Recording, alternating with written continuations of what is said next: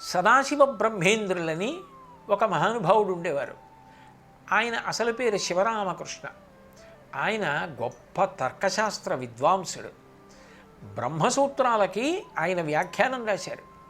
పతంజలి యోగశాస్త్రానికి వ్యాఖ్యానం రాశారు. ఎన్నో కీర్తనలు రాశారు. ఆయన పరమశివేంద్ర సరస్వతీ స్వామి వారిని కంచి కామకోటి పీఠాధిపతుల దగ్గర శిష్యులుగా ఉన్నారు. వచ్చిన ప్రతి పండితుడితో వాదించి ఓడిస్తూ ఉండేవారు. ఆ పండితులకే ఆయన మీద కినుక కలిగి గురువుగారు పరమశివేంద్ర సరస్వతీ స్వామి వారి దగ్గరికి వెళ్ళి, మీ శిష్యుడు ఆ శివరామకృష్ణ వచ్చిన వాళ్ళందరితో వాదన చేస్తున్నాడు, ఇట్లా అయితే ఆయనకి ఎప్పటికీ జ్ఞానం కలుగుతుంది, ఇలా వాచా వేదాంతిగానే మిగిలిపోతాడని చెప్పారు.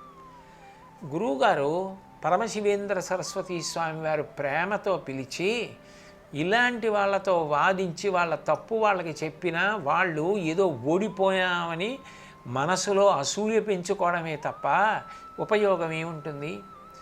మౌనంగా ఉండి నీ పిల్లవాడికి ఉన్నటువంటి జ్ఞానం ఇంకా పెరిగి వీడు బాగా అనుష్ఠానం చేస్తే శాశ్వత కీర్తి పొందుతాడు.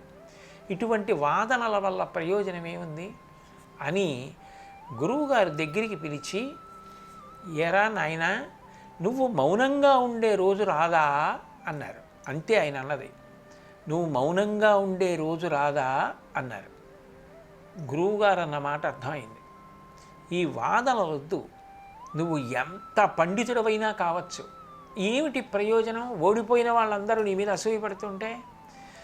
దీంతో నువ్వు బాగా విచారణ చేసి ఏది తెలుసుకోవాలో అది తెలుసుకొని శాశ్వత కీర్తిని పొందు అంటున్నారు గురువుగారిని. గురువుగారు మీ ఆజ్ఞ, ఇక ఈ రోజు నుంచి ఈ క్షణం నుంచి నేను మాట్లాడనన్నారు.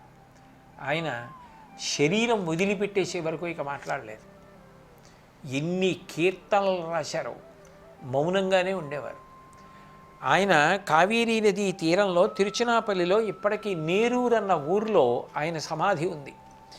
ఆయన జీవితంలో సాధించినటువంటి అద్భుతాల గురించి ఎంత గొప్పగానో చెప్పుకుంటారు. ఆ కీర్తనలన్నీ ఇప్పటికీ పాడుతుంటారు. పిబరే రామరసం, ఆ కీర్తన మీరు వినుంటారు.